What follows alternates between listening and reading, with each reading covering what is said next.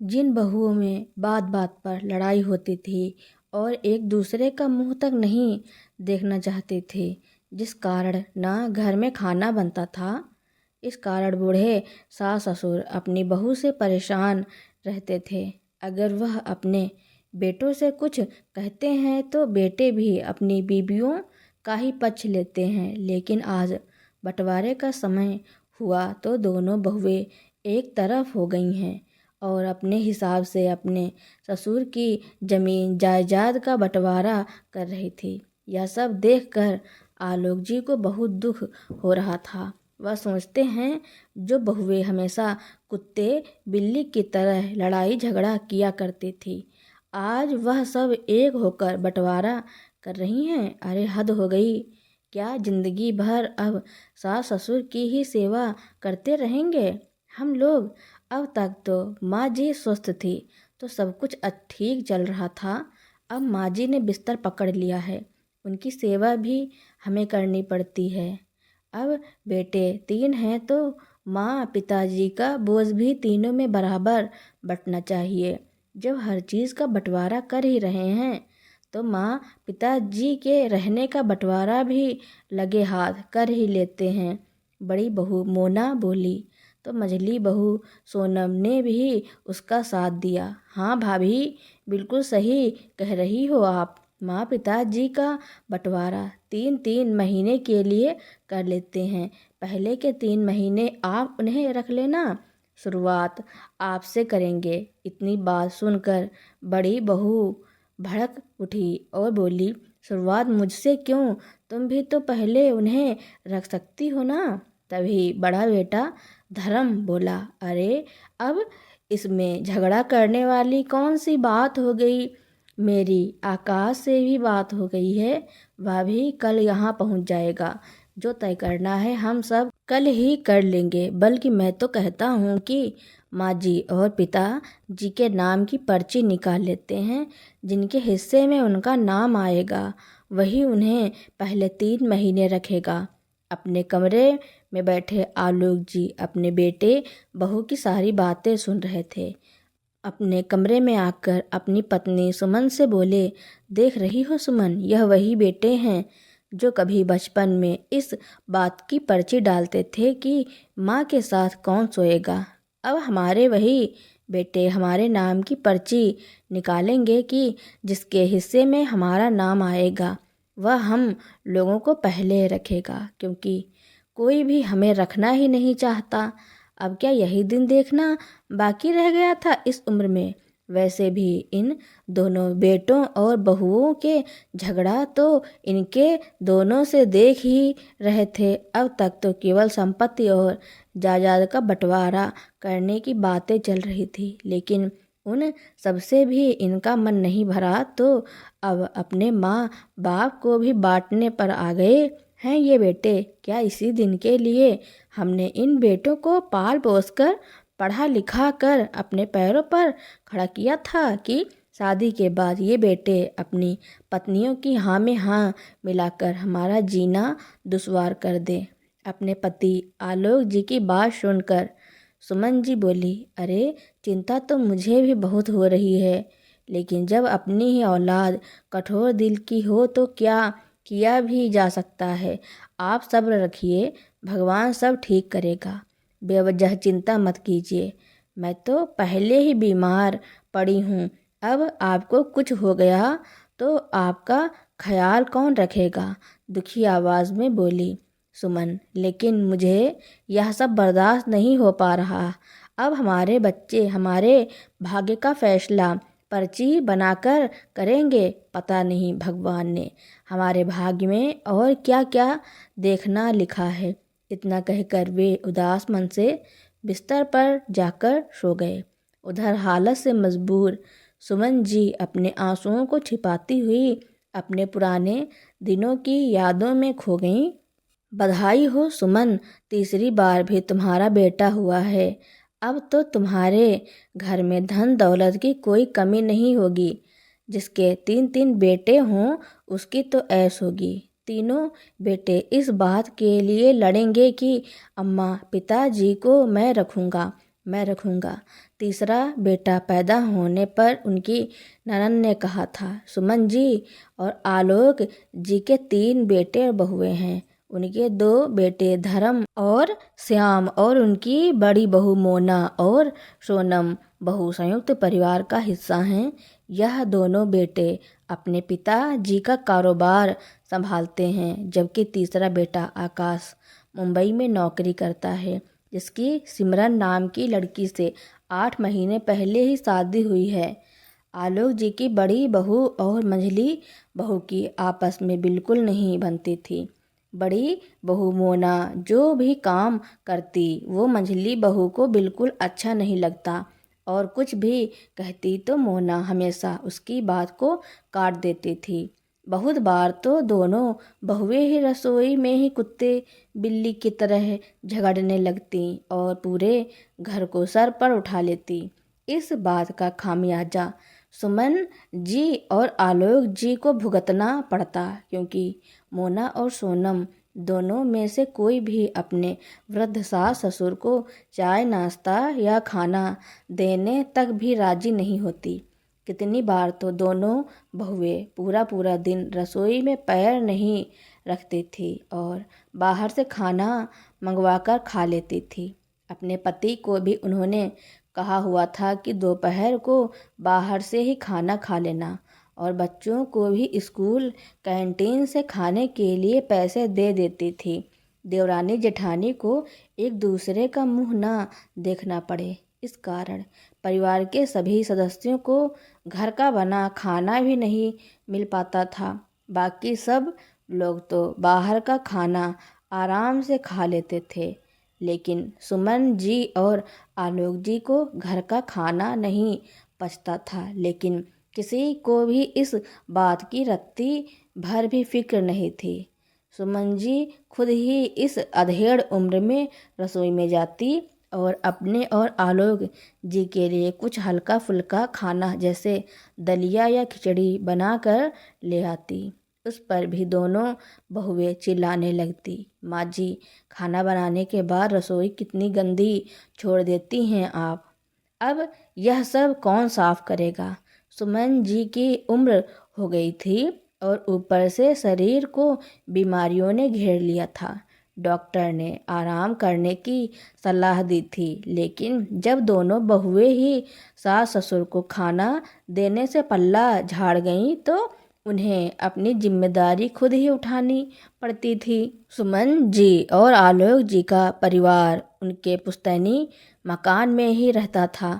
आलोक जी अपनी पत्नी सुमन के साथ ग्राउंड फ्लोर पर रहते थे, जबकि दोनों बेटे और बहुएं ऊपर की मंजिल पर बने अपने अपने कमरों में रहते थे। वैसे तो यह मकान इतना बड़ा था कि दोनों बहू ऊपर के कमरे में रहने की ज़रूरत भी नहीं थी। मकान के नीचे वाले कमरे भी खाली ही पड़े थे, लेकिन कोई भी बहू नीचे रहने को तैयार नहीं थी, क्योंकि सास ससुर का कमरा नीचे था और उनसे मिलने के लिए कोई न कोई रिश्तेदार कभी कभार आ जाते थे। ऊपर रहते हुए उन्हें मेहमानों को चाय नाश्ता भी नहीं करवाना पड़ता था। वे जानते थे कि जो भी नीचे के कमरे में रहेगा उसकी आज़ादी खत्म हो जाएगी, और कोई भी अपनी आज़ादी को खोना नहीं चाहती थी। दोनों बहू को बाहर घूमने और बाहर का खाना पसंद था, इसलिए अक्सर घर में खाना नहीं बनता था। ये बात आलोक जी को अंदर ही अंदर कचोटती रहती थी कि पत्नी के बीमार होने पर भी उसे ही घर का काम और रसोई का काम करना पड़ता है। इसलिए बहुओं की हरकतों से तंग आकर एक दिन आलोक जी अपने दोनों बेटों को बुलाकर बोले, धर्म और श्याम, तुम तो जानते हो कि तुम्हारी माँ की तबीयत ठीक नहीं रहती और तुम्हारी पत्नियाँ अक्सर बाहर चली जाती हैं ताकि उन्हें रसोई में खाना ना बनाना पड़े और घर का काम ना करना पड़े। लेकिन यह बात बिल्कुल भी सही नहीं है। अगर दोनों बहू की आपस में नहीं बनती तो वह घर का काम बांट लें। सुबह की रसोई सोनम कर लिया करे और शाम की रसोई मोना, लेकिन यूं रसोई के काम से बचते रहना कहाँ की अक्लमंदी है।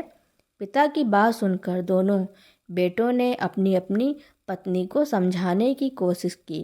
पहले तो दोनों ये बात समझने को तैयार नहीं थी, लेकिन 2-3 दिन के बाद जब दोनों बेटों की बाहर खाना खाने से एक साथ तबीयत खराब हुई तो दोनों बहू ने घर के काम बांट लिए। सोनम सुबह का खाना बनाती और मोना रात का, ताकि दोनों को रसोई में एक दूसरे का मुंह भी ना देखना पड़े। सुबह और शाम दोनों वक्त का खाना अब उन्हें समय पर मिलने लगा, लेकिन प्यार और सम्मान के साथ नहीं। दोनों बहुएं सास ससुर से बात तक नहीं करना पसंद करती थी।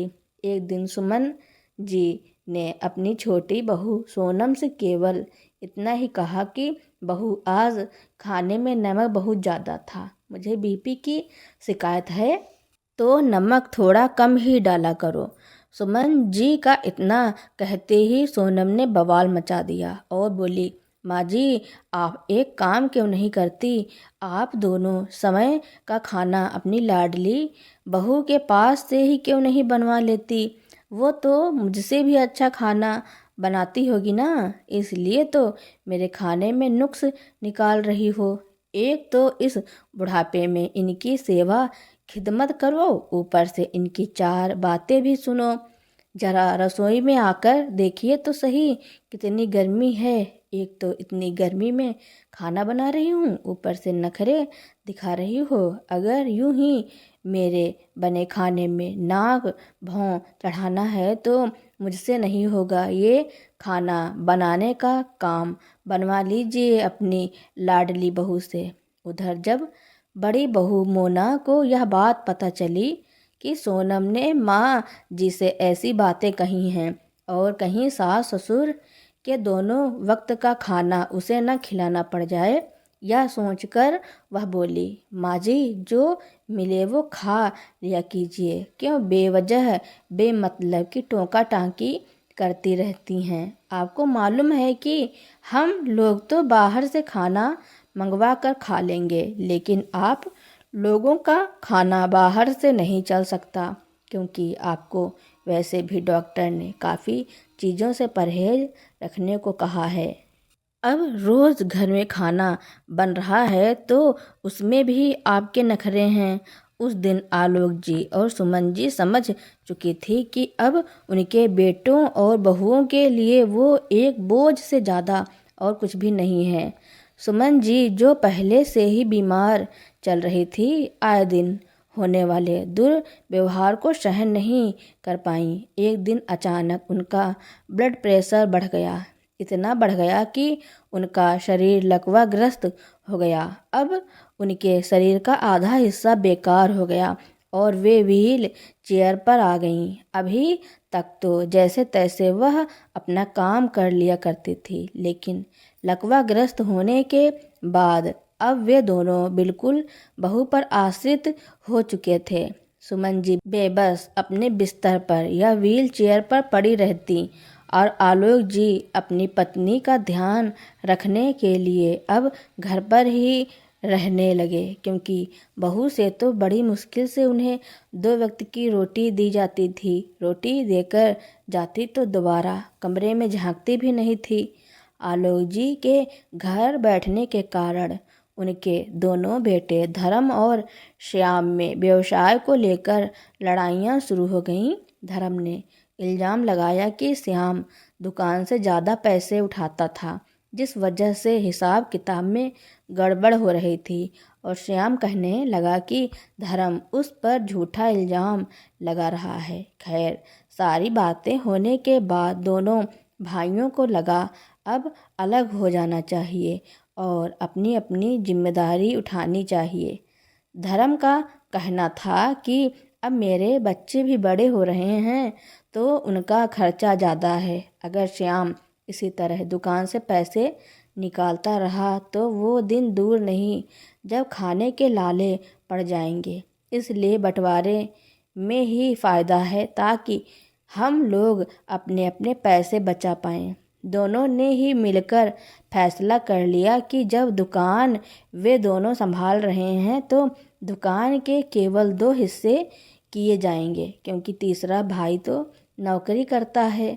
दोनों ने ही मिलकर पुश्तैनी मकान और गांव से दूर जो एक मकान था उसके बंटवारे का फैसला भी खुद ही कर लिया, जिससे पुश्तैनी मकान एक के हिस्से में जाएगा और गांव से दूर दूसरा मकान दूसरे बेटे के हिस्से में जाएगा, क्योंकि उनके तीसरे भाई आकाश ने अपना मकान मुंबई में ही बना लिया है, इसलिए उसे मकान की कोई ज़रूरत नहीं है। हालांकि गांव की ज़मीन के बारे में उन्होंने विचार किया कि इसके 3 हिस्से किए जाएं, जो तीनों में बराबर बराबर बांट दिए जाएं। ऐसा बंटवारा सुनकर दोनों बहुएं बड़ी खुश हो गईं। सोनम अपने पति श्याम से बोली कि मैं तो कब से अलग होना चाहती थी, मगर आप ही नहीं मान रहे थे। देखा आज कैसे बड़े भैया ने आप पर इल्ज़ाम लगा दिया, जबकि मैं भी जानती हूँ कि वो कोई दूध के धुले नहीं हैं। वो हर महीने दुकान से ज़्यादा पैसे लेते थे, जबकि आपने तो कभी उनसे हिसाब नहीं मांगा। हिसाब मांगना तो दूर, सीधा आप पर ही इल्ज़ाम लगा दिया। दूसरी ओर धर्म की पत्नी मोना यह सोचकर खुश थी कि रोज रोज अपनी देवरानी का मुंह नहीं देखना पड़ेगा, और बोली, मैं तो पहले ही आपसे कहती थी कि ये दोनों पति पत्नी एक नंबर के चोर हैं। अच्छा हुआ इससे छुटकारा मिलेगा। दोनों बेटे बहुएं इतने खुश थे कि अलग होने की खुशी में वह माता पिता को तो जैसे भूल ही गए। आलोक जी और सुमन जी बैठे बैठे सब देख रहे थे, उनकी बातें सुन रहे थे और मन ही मन सोच रहे थे कि जो बेटा बहू हमें साथ रखने, हम खुशी खुशी उनके साथ रह लेंगे। सुमन जी आलोक जी से बोली, जो बेटा बहू हमें अपने साथ रखने के लिए कहेंगे तो हम उन दोनों के साथ चले जाएंगे। वैसे भी हम बुढ़ों को इस उम्र में चाहिए ही क्या, बस 2 समय की रोटी। इसलिए आप कुछ मत कहिएगा। तभी आलोक जी बोले, अरे सुमन, मैं क्यों बेवजह टांग अड़ाने लगा, लेकिन हाँ, अगर बात मेरे वजूद पर आई तो मैं भी चुप नहीं रह पाऊंगा।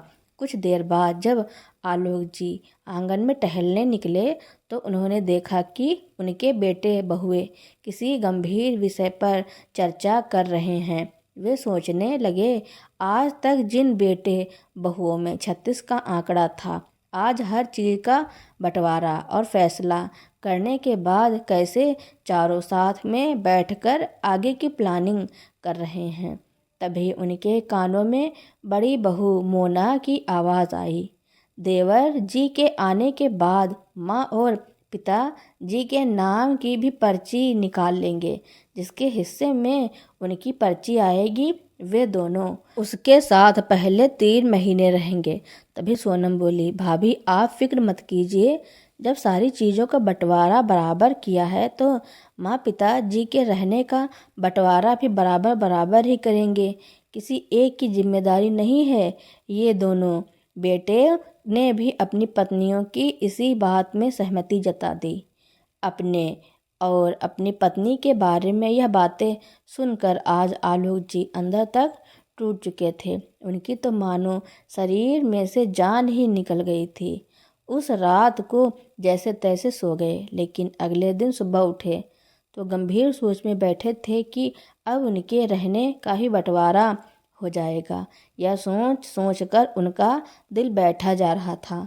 उसी समय उनका सबसे छोटा बेटा आकाश भी अपनी पत्नी के साथ घर पहुंच गया और सीधा अपने माँ पिताजी से मिलने के लिए उनके कमरे में आया और अपनी माँ को ऐसी हालत में देखकर परेशान हो गया। अपने पिता से कहने लगा, पिताजी 1 सप्ताह हो गया माँ को बीमार हुए, लेकिन आपने मुझे फ़ोन करके भी नहीं बताया। ये तो कल बड़े भैया का फ़ोन आया तो मुझे माँ की हालत के बारे में मालूम पड़ा। आलोक जी बोले, बेटा मुझे मालूम था तू नौकरी में बहुत व्यस्त रहता है, इसलिए तुझे परेशान करना उचित नहीं समझा। सुबह के 11 बजने को थे, लेकिन अभी तक किसी ने नाश्ता नहीं किया। यह जानकर आकाश की पत्नी सिमरन रसोई में सबके लिए नाश्ता बनाने चली गई और थोड़ी ही देर में माँ पिताजी के लिए गरम गरम नाश्ता बना कर लाई और सुमन जी को अपने हाथ से खिलाने लगी। उसी समय धर्म और श्याम भी अपनी पत्नियों के साथ आलोक जी के कमरे में पहुंच गए और एक दिन पहले जायदाद के बंटवारे के विषय में जो फैसला उन्होंने किया था उसे बता दिया। आकाश ये बात सुनकर हैरान था कि पिताजी की दुकान और बड़े बड़े मकान और गांव की जमीन में से उसके हिस्से में केवल गांव की जमीन का तीसरा हिस्सा ही दिया गया था। उस समय बड़ी बहू मोना बोली, देवर जी अब आप आ ही गए हैं तो लगे हाथ माँ पिताजी के रहने का बंटवारा भी कर देते हैं। हम लोगों ने सोच लिया है कि माँ पिताजी 3-3 महीने हम सभी के साथ रहेंगे और पहले किसके साथ रहेंगे इस बात का फैसला पर्ची निकाल कर किया जाएगा। तभी आकाश बोला, भाभी यह बात तो ठीक नहीं है, यह दोनों हमारे माँ पिताजी हैं, कोई घर का सामान तो नहीं जिसका आप बंटवारा कर देंगे। मोना बोली, देवर जी आप तो बस मुंबई में रहते हुए नोट गिन रहे हैं, इन दोनों की सारी जिम्मेदारी तो हम ही लोगों ने उठा रखी है। फिर आकाश ने कहा, क्यों भाभी, माँ पिताजी का जितना खर्चा होता है उतना पैसा तो मैं हर महीने बड़े भैया के पास भेजता हूँ, तो फिर आप ऐसी बात क्यों कर रही हैं। अभी यह सब बातें चल ही रही थी कि आकाश का एक फ़ोन आया, जिसे अटेंड करने के लिए वो बाहर बरामदे में निकल आया। फ़ोन पर बात करते करते पीछे मुड़ा तो उसने देखा उसकी पत्नी सिमरन खड़ी थी और आकर अपने पति से बोली, जी मैं आपसे एक बात कहना चाहती हूँ। आकाश ने कहा, बोलो क्या बात है। तो सिमरन बोली, क्या हम माँ बाबूजी को हमेशा के लिए अपने साथ नहीं रख सकते। आखिर बेटा बहू होते हुए हमारा भी तो कुछ फर्ज बनता है उनके लिए। सिमरन की बात सुनकर आकाश के चेहरे पर मुस्कान आ गई और बोला, मैं भी यही सोच रहा था कि एक बार तुमसे इस बारे में पूछूं। तो सिमरन बोली, अजी इसमें पूछने वाली क्या बात है। माँ पिताजी ने आपको अपने पैरों पर खड़ा करके अपना फर्ज निभा दिया है, तो अब क्या आप अपना फर्ज निभाने के लिए अपनी पत्नी से पूछेंगे। कुछ समय बाद आकाश अपने पिताजी के पास गया और उन्हें अपने और अपनी पत्नी के मन की बात बताई। अपने बेटे बहू के ऐसे विचार सुनकर आलोक का मन गदगद हो गया और बोले, तुम जैसा बेटा बहू पाकर तो मैं धन्य हो गया। आकाश ने कहा, तो ठीक है पिताजी, अब हम आप दोनों का सामान पैक कर देते हैं और अब आप हमारे साथ मुंबई चलेंगे। वहाँ चलकर माँ का किसी अच्छे से अस्पताल में इलाज करवाएंगे। मुझे उम्मीद है कि माँ कुछ ही दिनों में ठीक हो जाएंगी। अपने बेटे की यह बात सुनकर आलोक जी गंभीर हो गए और बोले, बेटा लेकिन अभी एक बहुत ज़रूरी काम करना बाकी है, पहले वो काम कर लूँ फिर हम दोनों तुम्हारे साथ चलेंगे। कौन सा ज़रूरी काम पिताजी। बेटा जब वह काम हो जाएगा मैं तभी बताऊंगा, अभी तुम लोग जाकर आराम करो। अगले दिन सुबह आलोक जी बिना बताए कहीं चले गए और शाम के वक्त लौटकर आए तो उनके हाथों में कुछ डॉक्यूमेंट थे और चेहरे पर आत्मविश्वास। आलोक जी ने तीनों बेटों और बहू को अपने कमरे में बुलाया और बोले कि बंटवारे के विषय में मैंने एक फैसला किया है। फैसला, अब कौन सा फैसला करना बाकी था। उस दिन हम लोगों ने सब कुछ तो कर लिया था, बड़ा बेटा बोला। आलोक जी बोले, वो फैसला तुम्हारी तरफ से था, लेकिन मैंने उस फैसले को मंजूरी नहीं दी थी। आज मैंने कुछ फैसला किया है, मैं इस घर के 3 हिस्से करने जा रहा हूँ। ऐसा कहते हुए उन्होंने यह बात अपने दोनों बड़े बेटों को बताई। यह बात सुनकर उन दोनों के तो जैसे होश ही उड़ गए। पिताजी, आप हमारे साथ ऐसा कैसे कर सकते हैं? छोटे ने तो मुंबई में अपना मकान खड़ा कर लिया है और फिर उसका इस मकान पर हक नहीं रह जाता। बेटा, अभी मेरी बात ख़त्म नहीं हुई है, पहले पूरी बात सुन तो लो। मैंने केवल इस घर को ही नहीं बल्कि अपनी दुकान के भी 3 हिस्सों में बांट दिया है। गांव का मकान और ज़मीन मैंने बेचने के लिए कह दिए हैं और सबसे छोटे बेटे आकाश के साथ मैं अपना एक जॉइंट अकाउंट खुलवा रहा हूँ।